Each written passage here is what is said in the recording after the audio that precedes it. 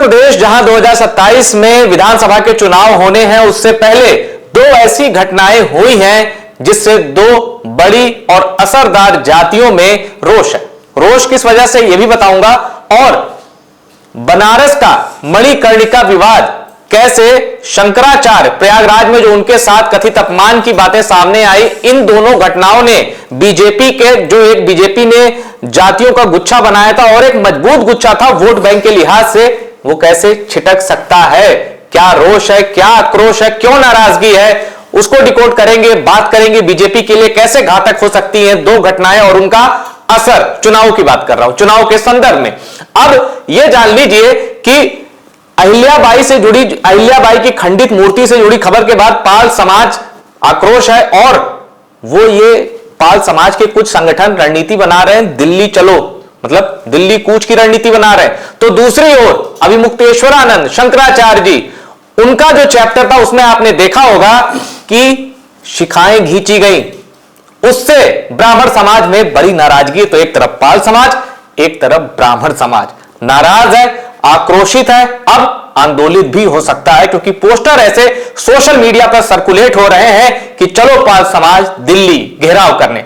आइए इसी विषय पर बात करने के लिए मेरे साथ अभिषेक उपाध्याय जी जुड़ गए। अभिषेक जी, सबसे पहले पाल समाज पर बात करते हैं, फिर हम आएंगे ब्राह्मण समाज की चिंताएं क्या है, उनके फिक्र क्या है, कैसे वो शिखा खींचने वाला जो वीडियो है, जो तस्वीरें हैं, उनको देखकर वो भड़के हैं। पहले पाल समाज पर बात कर लेते हैं। पाल समाज का गुस्सा क्या है और ये गुस्सा राजनीति के लिहाज से कितना घातक हो सकता है किसी भी दल के लिए। देखिए, सबसे महत्वपूर्ण बात तो है कि पाल समाज की वैल्यू आज की तारीख में क्या है। कहानी यहाँ शुरू होती है। बीजेपी के लिए, समाजवादी पार्टी के लिए, बीएसपी के लिए पाल समाज कितना महत्वपूर्ण है, इसका पहला आपको प्रमाण मिलता है कि आज यूपी में सपा को भी पाल समाज हेड कर रहा है। सपा के प्रदेश अध्यक्ष श्यामलाल पाल उसी से आते हैं और बसपा को भी विश्वनाथ पाल। तो पाल समाज का ये स्टैंडिंग है यूपी की पॉलिटिक्स में, और वही पाल समाज बुरी तरह आहत है क्योंकि जो उनकी कुल देवी हैं अहिल्याबाई होलकर, उनकी मूर्ति क्षतिग्रस्त, ऐसे देखी गई क्षतिग्रस्त। और उसके बाद एक तो ये महाअपराध किया आपने कि मूर्ति क्षतिग्रस्त हुई उनकी अहिल्याबाई होलकर की, और फिर जब विरोध करने आए तो आपने लाठी लेके खदेड़ दिया पाल समाज के लोगों को, बाकायदा वीडियो दिखा है, गिरफ्तारी, डिटेन करना। मतलब एक तो आपको उम्मीद की जा रही थी कि आपने इतना बड़ा महाअपराध, महापाप कर दिया है, वो अहिल्याबाई होलकर जो इस देश का गौरव है।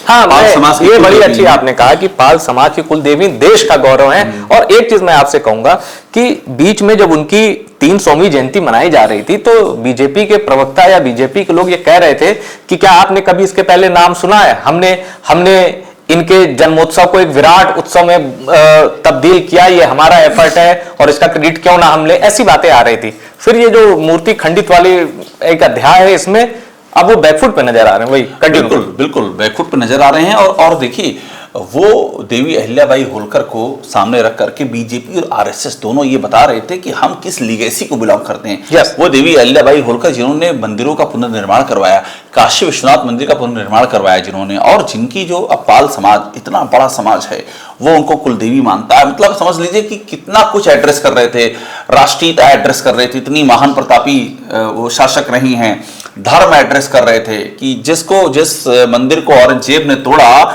उसका पुनर्निर्माण करवाया देवी अहिल्याबाई होलकर ने, और साथ में समाज को एड्रेस कर रहे थे। यानी कि पाल समाज इतना बड़ा समाज है, पाल, गडेरिया, धनगढ़ कुल देवी हैं। तो राजनीति भी एड्रेस हो रही थी, बीजेपी जो चाह रही थी, समाज भी एड्रेस हो रहा था और राष्ट्र भी एड्रेस हो रहा था। एक झटके में योगी आदित्यनाथ की सरकार ने ऐसा उस सरकार के अंदर हो गया जो समझ से परे है। कैसे हो गया, क्यों हो गया, किसी ने ध्यान क्यों नहीं दिया कि देवी अहिल्याबाई होलकर की मूर्ति क्षतिग्रस्त है। और जब वो हो गया उसके बाद आपने क्या किया, बजाय डैमेज कंट्रोल करने के, बजाय जो कंपनी वो काम कर रही थी देवी अहिल्याबाई होलकर की मूर्ति जो क्षतिग्रस्त हुई है उस कंपनी पर एक्शन लेते, उसे ब्लैकलिस्ट करते, अधिकारियों की जिम्मेदारी तय करते, आपने झूठ बोला, कहा वो एआई वाली तस्वीर है, झूठ बोला। और उसके बाद पाल समाज के प्रतिनिधियों पर पुलिस खदेड़ेगी, लाठी चलाएगी। और ये पाल समाज कितना महत्वपूर्ण है। बीजेपी आज की तारीख में ये जो बीजेपी ने शुरू किया ना कि नॉन यादव ओबीसी को हम अपने साथ में जोड़ेंगे, उसकी मेन एक बड़ी धुरी है पाल समाज, पाल, गढ़िया, बघेल, धनगढ़। और आपने लाठी चला करके आस्था हाथ कर रहे हैं और कोई पछतावा नहीं है आपको। तो ये कहा जा रहा है मधुर कि ये सुसाइडल स्टेप ले लिया बीजेपी ने। आइए कुछ खबरें देख लेते हैं इसी से जुड़ी। वाराणसी, जहां का ये मुद्दा एपिसेंटर, पाल समाज के 18 लोग रिहा, मणिकर्णिका पर राजनीतिक दलों पर विशेष निगाह रख रही है एलआईयू की भी एंट्री हो गई। एलआईयू की एंट्री हो गई है। मतलब आप पुलिस स्टेट बना देंगे। मतलब पॉलिटिक्स में कहा जाता है कि आप समझदारी रखिए, हर जगह पुलिस नहीं काम करती है, संवाद काम करता है, हीलिंग काम करती है, गलती हो जाए। आप याद कीजिए किसान आंदोलन कितना फैला हुआ था, आखिर में क्या हुआ, प्रधानमंत्री ने माफी मांगी और वापस ले लिए, बात खत्म कर दी। एक लेवल पर आपको हमेशा बैक ट्रैक करने के लिए रेडी रहना पड़ता है, ये आज की बात नहीं है, ये तो पॉलिटिक्स है यही। लेकिन यहां पर क्या हो रहा है, आप सैम पित्रोदा का एग्जाम्पल कांग्रेस का देखिए। सैम पित्रोदा को कांग्रेस जब इलेक्शन चल रहा था, उन्होंने एक बयान दे दिया था, तो कांग्रेस ने उनको बाहर कर दिया, पद से हटा दिया था। कांग्रेस उसके बाद लेकर के आई। हर कोई डैमेज कंट्रोल करता है, मगर यहां क्या हो रहा है, यहां डैमेज पर ढोल और ताशा लेकर के ढोल बजाया जा रहा, हमने किया और करेंगे, इस लेवल पे कोलेटरल डैमेज की तैयारी, कोलेटरल डैमेज इतना सारा हो रहा है। और आप फिर वही मैं कह रहा हूं कि आप उस पर यूपी ओबीसी जो टोटल है उनमें ऐसा कहा जाता है कि कोई कहता है 5% है, कोई कहता है 7% भी है, जो कि पाल समाज का दायरा बड़ा बड़ा है। मतलब ये आप सेंट्रल यूपी और आप ब्रज ले लें, ये जो इटा और या वाले इलाके हैं, उधर ठीक ठाक उनकी आबादी है, आप उसको हर्ट कर रहे हो। और फर्क कहां पड़ेगा, नॉन यादव पोलराइजेशन जो होता है, फिर आप पाल को हर्ट यहां कर रहे हो, कहीं आप निषाद को कर रहे हो, कहीं आप राजभर को कर रहे हो, आप कर क्या रहे हो। फिर अब मौर्य शाक्य कुशवाहा भी नाराज हैं, आपने उनके नेता को जिम्मेदारी नहीं सौंपी, केशव मौर्य। हाँ। तो आप कर क्या रहे हो, आप अपना पूरा नॉन यादव ओबीसी का मेनिस्टर धराशायी कर रहे हो। तो इसलिए बीजेपी के लिए बहुत समस्या है। ये देखिए, मणिकर्णिका घाट विवाद पर पाल समाज का प्रदर्शन, प्रधानमंत्री के नाम ज्ञापन सौंपकर न्याय की मांग, बोले दोषियों पर कार्रवाई हो। और चूंकि प्रधानमंत्री का जिक्र यहां आया है, तो सोशल मीडिया पर एक पोस्टर भी बहुत वायरल है। हाँ। जिसमें यह दावा किया जा रहा है, दिल्ली चलो, मां अहिल्या का अपमान नहीं सहेगा हिंदुस्तान। तारीख भी है इस वायरल पोस्टर में, 24 जनवरी सुबह प्रातः 10 बजे, डेम्पियर नगर मथुरा से दिल्ली कूच। तो मामला अब बढ़ गया है। अब इसका समाधान आप क्या देखते हैं, क्योंकि ये विद्रोह है, जो आक्रोश है, ये बढ़ेगा, या सरकार जैसे आपने कृषि कानून पे बताया था कि पीएम ने माफी मांग ली, चलो एक स्टेप लिया था, तो थोड़ा जो विरोध का स्वर था वो थोड़ा कम हुआ था। अब इसमें आप क्या देखते हैं? देखिए, इसमें अब सीधा सा एक ही तरीका है, अगर बीजेपी को डैमेज कंट्रोल करना है तो इसमें दिल्ली को इंटरवीन करना पड़ेगा। अभी दिल्ली ने कोई इंटरवीन नहीं किया, और बड़ा दिलचस्प है, दिल्ली इंटरवीन क्यों नहीं कर रहा है मधुर, ये भी दिलचस्प है। क्या दिल्ली चाह रहा है कि फैले रहता और फैले रहता, इतना फैल जाए कि उसके बाद वो कोई कदम उठा सकें, बड़ा कदम उठा सकें? क्या दिल्ली ये चाह रहा है? क्योंकि ये कौन चाहेगा भाई, आपके जमीन आपके पैरों के नीचे से आपकी सोशल इंजीनियरिंग की पूरी जमीन खिसक जाए और आप कुछ बोले ना। और आप सोचिए बीजेपी में क्या खामोशी इस मुद्दे पर, कोई प्रेस कॉन्फ्रेंस नहीं हो रही है दिल्ली में। भाई आमतौर पे होता है ना, मणिकर्णिका पे आप पे कांग्रेस ने आरोप लगाया है, कांग्रेस ने, अजय राय ने दिल्ली में आके प्रेस कॉन्फ्रेंस की है कि वहां पर मणि तोड़ी गई है, वहां पर अहिल्याबाई होलकर जी की मूर्ति क्षतिग्रस्त हुई और सीधे पीएम पर सवाल उठाए हैं। इसके बाद भी बीजेपी में राष्ट्रीय अपने को प्रेस कॉन्फ्रेंस देखी? नहीं देखी। किसी राष्ट्रीय नेता का बयान देखा? नहीं देखा। ऐसा कैसे हो सकता है? क्या बीजेपी को इल्म नहीं है कि क्या हो रहा है, इसका असर क्या होगा? इसका मतलब ये भी है कि कुछ है उनके जहन में, they have to undertake a big surgery. ऐसा लगता है कि बड़ी सर्जरी करनी, क्योंकि ये जो पाल समाज पर ये जो देखो पीएम को ज्ञापन सौंपा, बार बार पीएम का नाम आ रहा है, और जहां पर ये हो रहा है बनारस दक्षिण, वहां पीएम को बड़ा नुकसान उठाना पड़ा है। 2024 के लोकसभा चुनाव में 1 लाख वोट भी नहीं मिले उनको बनारस दक्षिण में। बाकी 5 विधानसभा में से 4 में 1 लाख के ऊपर गए, यहाँ 1 लाख के नीचे सिमट गए हैं। मार्जिन जो घटा है उनका कि पहले 3.5 लाख से ऊपर से जीते थे 2019 में, और अब 1.5 लाख के आसपास सिमट गए हैं। वो उसकी बड़ी वजह बनारस दक्षिण में जहां ये कांड चल रहा है, तो उनको चिंता नहीं होगी क्या? तो इसीलिए मैं कह रहा हूं बीजेपी के लिए बहुत ही डेडली है, बहुत ही घातक है जो हो रहा है। यानी इसमें अजय राय तो मौके देख ही रहे हैं, बीजेपी की लीडरशिप भी मौका देख रही है। मुझे लग रहा है कि मौके पे चौका ही मारने का है उनको, अदरवाइज अभी तक तो फायर फाइटिंग शुरू हो जाती है। अब आते हैं शंकराचार्य के मुद्दे पर। आपने देखा कैसे उनसे यही पूछ लिया गया कि बताओ कैसे आप शंकराचार्य हैं। देखिए, अभी मुक्तेश्वरानंद ने कहा प्रशासन पर केस करूंगा। द्वारका के शंकराचार्य बोले शासन अहंकारी। रामभद्राचार्य बोले अभी मुक्तेश्वरानंद ने अन्याय किया। तो आप देख सकते हैं संत समाज भी दो मत है। लेकिन एक चीज बताइए, शासन अहंकारी किस शासन की ओर इशारा है?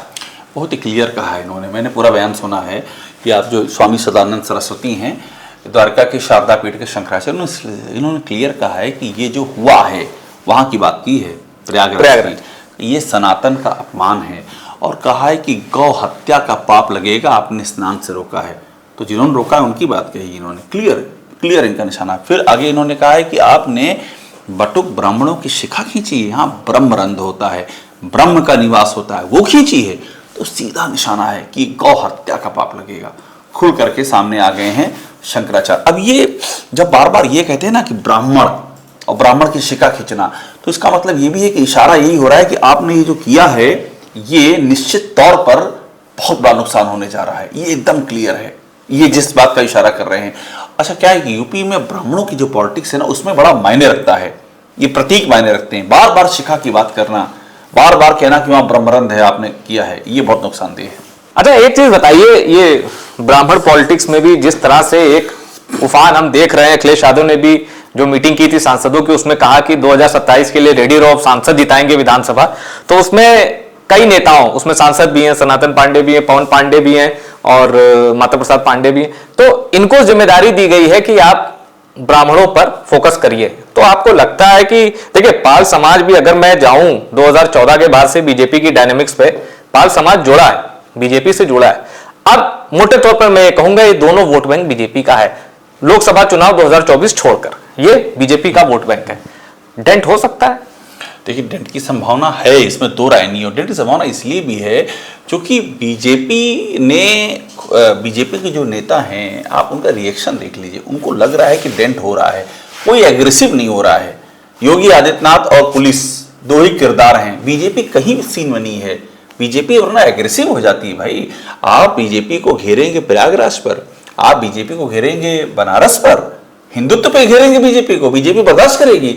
अभी तक तो बीजेपी को फायर फाइटिंग मोड में आ जाना चाहिए। बीजेपी एकदम खामोश है, उसे मालूम है कि बड़ा डैमेज हो चुका है। और ब्राह्मणों बीजेपी खामोश है, मतलब सेंटर की बात कर रहे हैं, सेंटर लीडरशिप। मैं तो यूपी की बात कर रहा हूँ। कोई बोला पंकज चौधरी ने कुछ, एक जुबान बोली, केशव मौर्य ने बोला, ब्रजेश पाठक ने बोला, कौन बोल रहा है? सिर्फ योगी आदित्यनाथ और उनकी पुलिस, कहीं कोई नहीं आ रहा पिक्चर में। सबको मालूम बड़ा डैमेज हो गया है। अच्छा, ब्राह्मणों का मुद्दा वैसे ही इसमें उबाल पर है। ब्राह्मण विधायकों ने बैठक की, आपने नोटिस दे दी उनको, वहीं से तना हुआ है मामला, और उसी में आपने आग में घी डाल दिया, बजाय इसके कि आप उस आग को बुझाने की कोशिश करते। और बिल्कुल देखिए, एक चीज है, देखिए कोई भी पार्टी का राष्ट्रीय अध्यक्ष जो होता है वो इनपुट लेता रहता है ग्राउंड से। आप देखिए कि बहन जी ने भी कहा कि बाटी चोखा ही नहीं, हम सम्मान भी दिलाएंगे। यानी उनको पता है एक असंतोष की लहर है। अखिलेश यादव भी ब्राह्मणों पर फोकस करने पे लग गए। अब ये असंतोष की लहर वोटिंग के दिन किधर जाती है वो ही देखना रहेगा। पर बीजेपी का जो दो बड़ा वोट बैंक है, उसमें दो घटनाओं की वजह से, और दोनों ही घटनाएं अपमान से जुड़ी हैं, पहचान से जुड़ी। इसी में देखिए, खुशी दुबे का मैटर हो गया। हाँ। खुशी दुबे की मां बड़ी बीमार थी। खुशी दुबे कौन? जो बिकरू कांड में 3 दिन की ब्याहता को 30 महीने जेल में रखा गया, और वो प्रतीक बन गई ब्राह्मण अत्याचारों का। खुशी दुबे की मां बीमार हुई, उनको लखनऊ लाया गया कानपुर से, और मदद किसने की? अखिलेश यादव ने मदद की। पूरा ऑपरेशन करवाया अखिलेश यादव ने, और सपा के नेताओं ने जमकर के इसको चलाया कि अखिलेश यादव ने खुशी की मदद की। तो वो भी खुशी की जो मदद का मामला है, खुशी दुबे का जो मैटर है, वहां भी ब्राह्मण, तो ब्राह्मण इस समय बहुत ही वोलाटाइल है। और ब्राह्मण बीजेपी के साथ हमेशा बंधा नहीं रहा है, वो बसपा के साथ भी गया है। 2012 में ठीक ठाक एमएलए जीत के सपा के भी आए हैं ब्राह्मण। उनके नेता प्रतिपक्ष कौन है आज की तारीख में? अयोध्या आंदोलन से जुड़ा, फिर 2002 से 3 से खिसकता रहा वो, फिर जुड़ा 2017 में। माता प्रसाद पांडे नेता प्रतिपक्ष बना रखा है, तो उनकी निगाह है ब्राह्मणों पर, समाजवादी पार्टी की। ऐसे में अगर ब्राह्मण छिटका तो बीजेपी के पास बचेगा क्या? क्योंकि ऑलरेडी पिछली जातियों में गुस्सा है। दलित मेरठ में लगातार 2 घटनाएं हो गई दलित अत्याचार की। योगी आदित्यनाथ गोरखपुर महोत्सव मना रहे थे उस दौरान, तो वो नाराजगी है अंदर अंदर। तो देखिए, सबकी नजर ब्राह्मण समाज पर है, पर ब्राह्मण समाज की नजर किस पर है? पॉइंट ये है, ये बड़ा पॉइंट है। तो इस चर्चा में इतना ही। चर्चा पसंद आई तो शेयर करिएगा, और टॉप सीक्रेट को सब्सक्राइब जरूर करिएगा।